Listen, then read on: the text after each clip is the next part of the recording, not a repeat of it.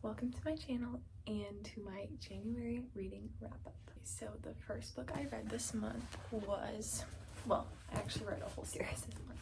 So I read the Natural series by Jennifer Lynn Barnes, and I went in order, obviously. So the first one is not that one.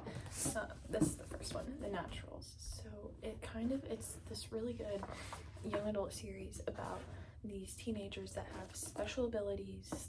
Like the main character Cassie can read people really well, and then among the group of teenagers, they like work for the FBI. So there's one that's good at reading emotions, one that's like a human lie detector, one's really good with numbers, and then Cassie she's really good at reading people. So the whole series is like, the book is kind of like an individual mystery, but there's like this overarching mystery throughout the whole series that kind of wraps up in the last book. So I got into this series, like I had heard people talk about it, and I love The Inheritance Games by Jennifer Lynn Barnes, and so I picked up the first one and I read it and I was like, this is really good. And so then I went to Barnes & Noble and I bought the other 3 books that are in the series, and I just like devoured them. They were so good. And the last one even like has like a short novella in the back, at least the version I got does. I don't know if they're all like that, but my copy does, so that was kind of cool too. And my thoughts on the series, so they were all 4-star reads for me, which is like, that's good obviously, but no 5 stars, which I was kind of surprised by. I thought like The Inheritance Games, I gave that a 5-star, so I was kind of surprised when none of them were 5 stars. But my main problem with it was that I felt like some of the characters kind of fell flat, especially in the first 3 books, because it was hard to connect to some of them, and I felt like it was just, I was hearing the same thing about them over and over again. It's like, I know that this is their special ability. Can we learn more about them? And in the last book, I'm like holding the wrong book. It's okay.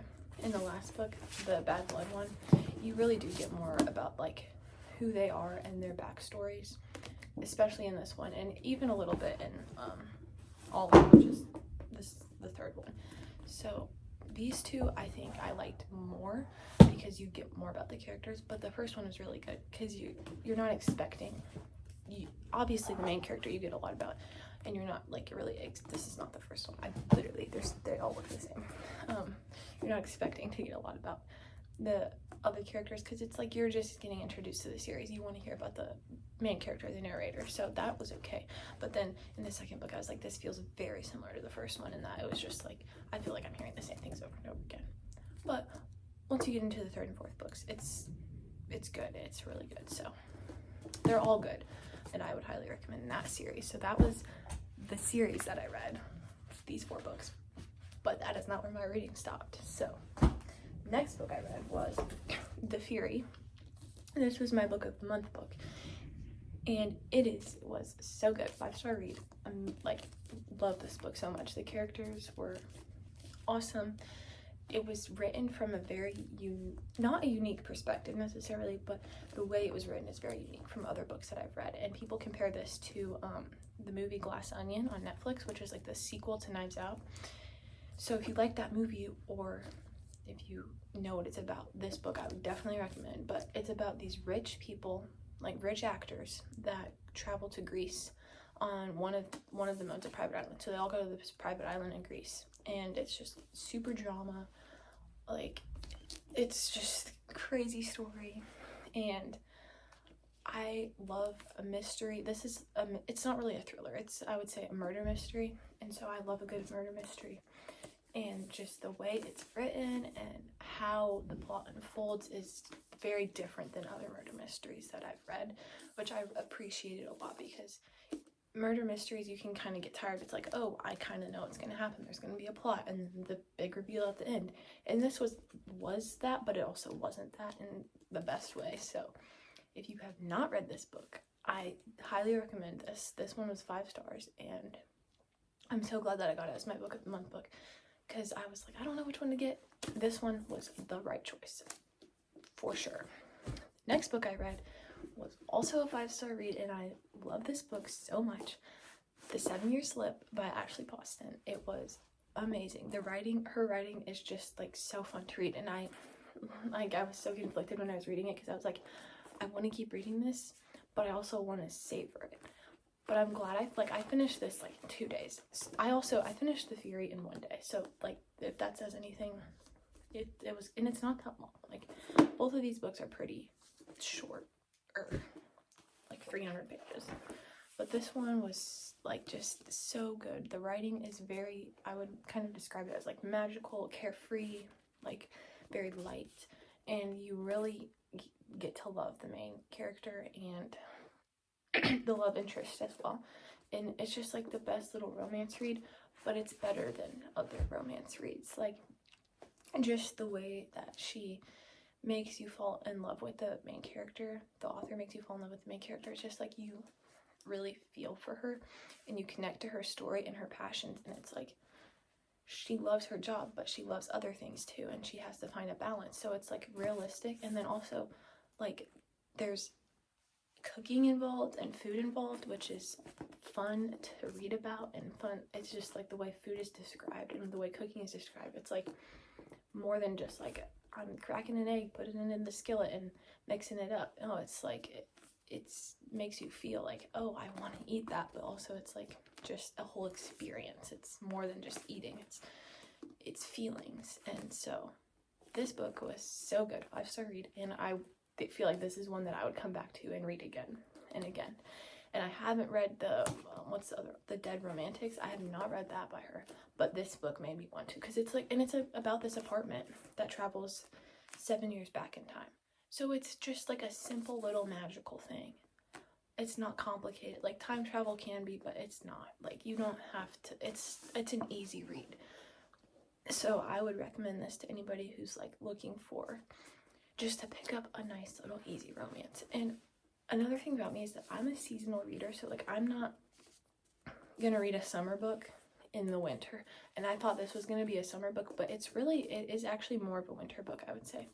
And or winter spring. Like it's not fall, it's not summer. It's like a winter spring book, and I thought it fit like the mood of January perfectly, just like a good way to get back into reading at the beginning of the year. Same with this one. Well, this was more of a summer read, to be honest, because they're like on a beach in Greece, but it was still kind of fit the mood. I read this on a snow day, so it was just like, oh, a fun little snow day read, because I read it fast. It was like one sitting. And those were all the books that I actually finished this month, but I listened on audiobook to The Alchemist, so that I'm in a book club, and that was the book that I was chosen. It's not my favorite book, to be honest, but it's good. It's just not like the kind of genre that I would normally gravitate to, but I like it, and I would recommend it if you are like more of a deep thinker and that's your vibe.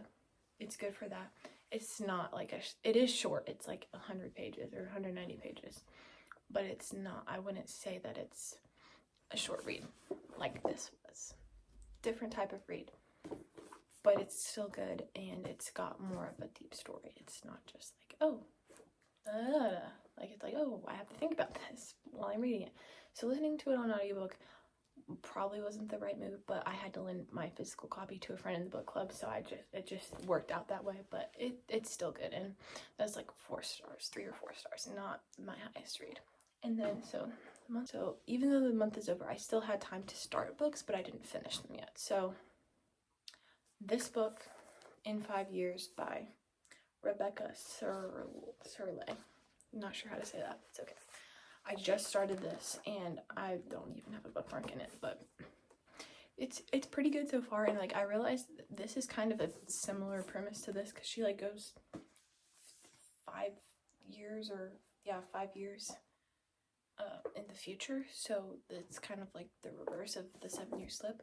But I just started it, and it's pretty good so far, and I think it has like good reviews, New York Times bestseller. So, and it was the shortest one, so I was like, maybe if I pick the shortest one I could on my TBR, then I could finish it before the end of the month, which it's not gonna happen, but it's okay.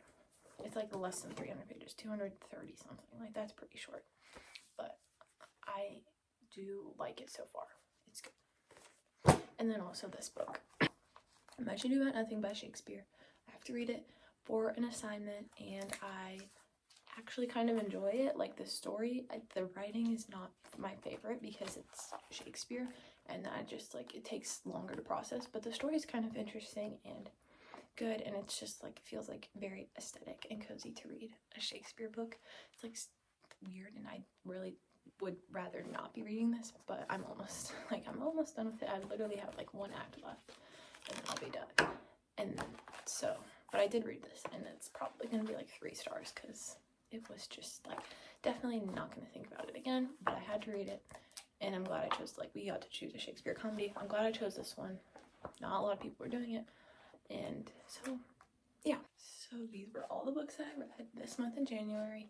2 5-star reads, which I'm so happy about, and a ton of 4-star reads. A great series that I read, like, so much fun reading in January, and I'm super excited for February because it's Valentine's month, which means a ton of rom-com type books, and I already have a few on my physical TBR that I cannot wait to read.